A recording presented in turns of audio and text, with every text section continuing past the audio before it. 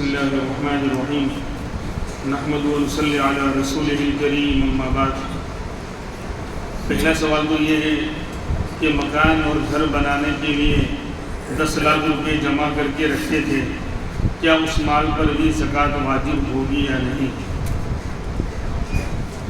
ایسا ہوتا ہے کہ بہت ساری ضرورتوں کے لیے انسان رقم جمع کر کے رکھتا ہے، مکان بنانا تھا یا شادی بیاہ کا مسئلہ تھا یا حج میں جانا تھا، لیکن ابھی جو ہے رقم اپنے پاس رکھی ہوئی ہے، تو جب تک کیش کی شکل میں اور رقم کی شکل میں جو ہے مال موجود ہے اور ابھی اس کو جو ہے مکان وغیرہ کی تعمیر میں لگایا نہیں یا اس سے سامان وغیرہ خریدا نہیں، تو جب تک اکاؤنٹ کے اندر پیسے پڑے ہیں یا رقم کیش کی شکل میں پڑی ہوئی ہے تو اس پر زکوٰۃ واجب ہوگی، چاہے وہ مکان بنانے کے لیے رکھے تھے کہ کسی اور کام شادی بیاہ کے لیے رکھے تھے، لیکن اگر وہ رقم کیش کی شکل میں ہے یا اکاؤنٹ میں موجود ہے تو پھر اس پر زکوٰۃ آئے گی، اس کو زکوٰۃ کی رقم کے ساتھ شامل کر کے اس کی بھی زکوٰۃ نکالی جائے گی۔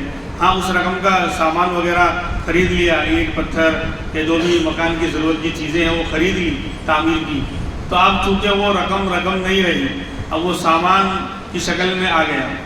ظاہر سی بات ہے کہ مسئلہ کئی دنوں سے بیان ہو رہا ہے کہ تجارت کا مال ہوگا تو زکوٰۃ آئے گی۔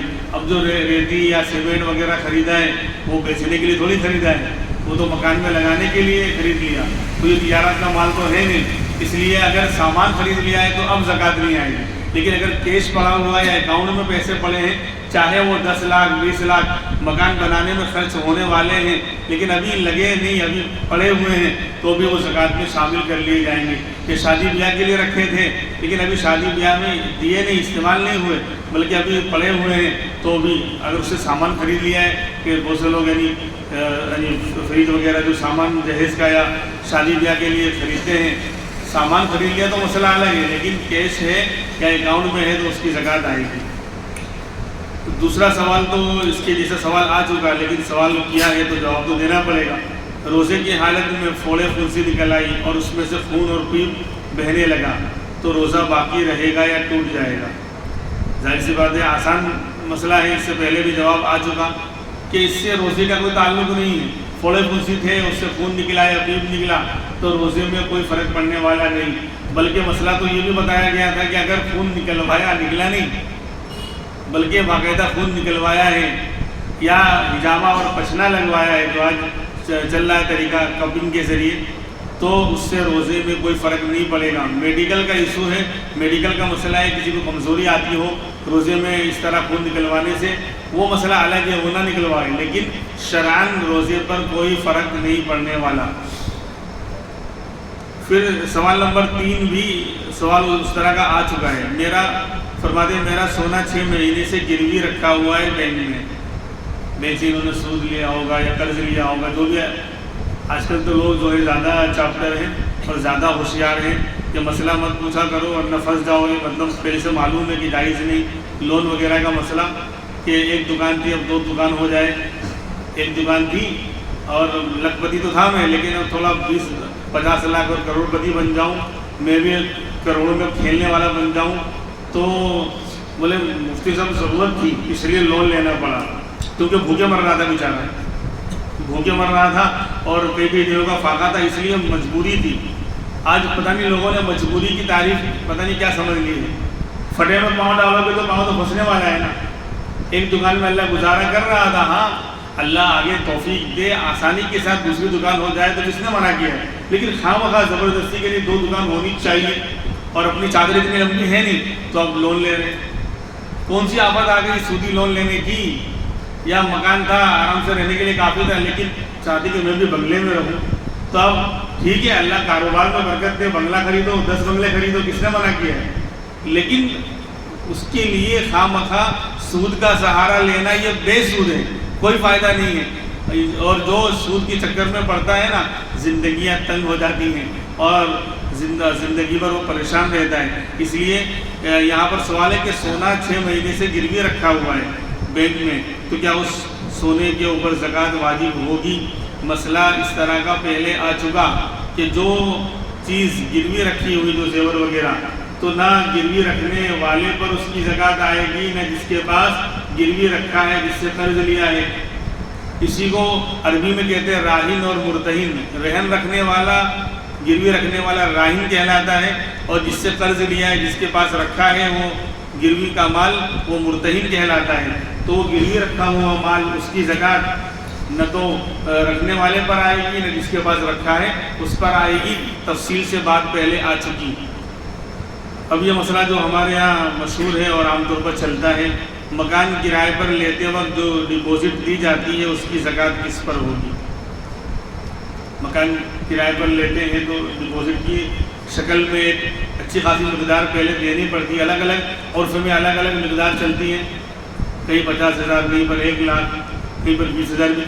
تو یہ جو پیشگی پہلے سے جو رقم دی جاتی ہے ایک ساتھ، اس کو ڈپازٹ کہا جاتا ہے۔ اصل میں دیکھا جائے تو یہ قرض ہی ہے، شرعاً اور انجام کے اعتبار سے یہ قرض ہی ہے، کیونکہ جس نے ڈپازٹ دی ہے مالک مکان کو، تو جب وہ کرایہ ختم کرے گا، معاملہ ختم کرے گا، تو وہ رقم مالک کو کرایہ دار کی طرف واپس لوٹانی پڑے گی۔ مسئلہ یہی ہے۔ وہ لوگ کھا جاتے ہیں تو اللہ ان کو کھا جائے گا، سمجھے بات؟ اسی طریقے سے بانا دیتے ہیں، اس کو بے نامہ کہا جاتا ہے، یعنی خریدتے وقت فوری طور پر جو رقم دی جاتی ہے کہ بھائی 10 لاکھ کا مکان خریدا ہے تو فوراً تو جو ہے 10 لاکھ کا انتظام نہیں ہوتا، تو 1 لاکھ پہلے سے دے دیا یا 50,000 پہلے سے بہانے کے طور پر دے دیا۔ تو یہ رقم کس کی؟ یہ رقم بھی دینے والے کی، ظاہر سی بات ہے۔ اگر یہ کینسل ہوتا ہے سودا، خریدنے کا سودا کینسل ہوتا ہے تو 50,000 وہ لوٹانے پڑیں گے، لیکن آج کل لوگ کھا جاتے ہیں، تو پھر حالات ان کو کھاتے رہتے ہیں، پھر روتے رہتے ہیں۔ کسی کو سداؤ گے، ظلم کرو گے تو ظلم کی سے ٹہنی سدا پھلتی نہیں۔ وہ تو انجام سب کا، جو ظلم کرے گا یہ قانون فطرت ہے دنیا میں۔ ہاں، قانون فطرت ہے کہ ظلم کرو گے تو ظلم کا انجام بھگتو گے، دیر سویر کبھی دیر ہوگی لیکن اندھیر نہیں ہے۔ ہاں، جو بھی ظلم کر رہے ہیں بڑے پیمانے میں کر رہے ہیں کہ کرسی ہاتھ میں آ گئی تو کسی کو چاہو ظلم کرو، مار دو، اس کا بھی انجام آئے گا، ایسے ہی یہاں پر بھی آئے گا۔ لہذا بے نامے کے طور پر جو رقم اس نے دی تھی خریدنے کے لیے مکان، لیکن اس کو بعد میں نہیں اچھا لگا اور اس نے کینسل کر دیا، تو کہتے ہیں بھول جاؤ۔ تو اللہ کہیں گے تو زندگی میں آپ خوشی بھول جاؤ۔ کیوں بھول جائے بھائی؟ جب سودا کینسل ہو جائے تو رقم واپس کر۔ خیر، یہاں پر انہوں نے مکان کرائے پر لیتے وقت جو ڈپازٹ دی جاتی ہے اس کی زکوٰۃ کا مسئلہ پوچھا ہے۔ تو ظاہر سی بات ہے کہ جب یہ قرض ہے، کرایہ دار نے 50,000 روپے کرائے پر مکان لیتے وقت مالک مکان کو دیے تھے، تو یہ رقم جو ہے کرایہ دار کی ہے، گویا اس نے مالک مکان کو قرض دیا ہے۔ اور یہ اس لیے ہوتا ہے عام طور پر کہ کوئی نقصان ہو جائے مکان میں اور کرایہ دار ادا نہ کرے تو اس کی ڈپازٹ میں سے مالک مکان کاٹ سکتا ہے، یا وہ کرایہ نہیں دے رہا ہے تو پہلے سے ڈپازٹ موجود ہے تو اس میں سے وہ کاٹ سکتا ہے۔ اس لیے ورنہ اس کی کوئی کیا کہتے ہیں جواز کی گنجائش نہیں ہے۔ آج جائز اس لیے کرا دیا کہ حالات ایسے ہیں کہ لوگ بڑے دیندار اور بڑے شاندار ہیں، آج اس لیے کرائے پر رہتے ہیں اور پھر کرایہ نہیں دیتے یا نقصان پہنچا دیتے ہیں مکان کو، تو اس لیے بطور قرض کے ہیں یہ، لہٰذا کرایہ دار کی رقم ہے یہ۔ جب کرایہ دار کی رقم ہے یہ، گویا کہ اس نے مالک مکان کو قرض دے رکھا ہے، تو اب اس کی زکوٰۃ کرایہ دار پر واجب ہوگی۔ سمجھانی بات؟ اور پہلے ہی ادا کر دے ہوئے ہاتھ میں آنے کے بعد تو ہے ہی واجب۔ اس لیے بہتر یہ ہے کہ یہ قرض چونکہ ڈوبنے والا نہیں ہے، سامنے موجود ہے، وہ انکار نہیں کر رہا۔ قرض کی الگ الگ شکلیں ہیں، کبھی وہ مسئلہ آئے گا تو انشاءاللہ بتایا جائے گا، لیکن یہاں پر اس قرض، اس ڈپازٹ والی رقم کی زکوٰۃ کرایہ دار پر ہوگی، کیونکہ رقم اس کی ہے۔ کیونکہ جب کرایہ ختم ہوگا، معاملہ ختم ہوگا تو مالک مکان وہ رقم واپس کرے گا، یہ مسئلہ ہے۔ اور ایک صاحب نے پوچھا تھا کہ وضو وغیرہ میں اور نماز کی رکعتوں میں شک ہو جاتا ہے، تو اس کا کوئی علاج بتا دیں، اللہ آپ کی عمر میں برکت عطا فرمائے۔ انہوں نے دعا بھی دی ہے۔ تو اس طرح کا سوال پہلے آ چکا، وہ جو وسوسے کی بیماری کا میں نے بتایا تھا کہ اگر کسی کو شک ہوتا ہے وضو کے بارے میں یا نماز کے بارے میں کہ شیطان جو ہے وسوسے کے ذریعے انسان کو پریشان کرنا چاہتا ہے، اس کو اعمال سے اور دیگر یعنی نماز وغیرہ سے دور کرنا چاہتا ہے، اس کا ہتھیار ہے۔ اور میں نے بتایا تھا کہ جس درخت پہ پھل ہوتا ہے وہیں پر پتھر آتے ہیں، تو وسوسہ آنا برا نہیں ہے، پھر دوہرا رہا ہوں جملہ، وسوسے کا آنا برا نہیں ہے، اس کی ٹرین پر سوار ہو جانا یہ برا ہے۔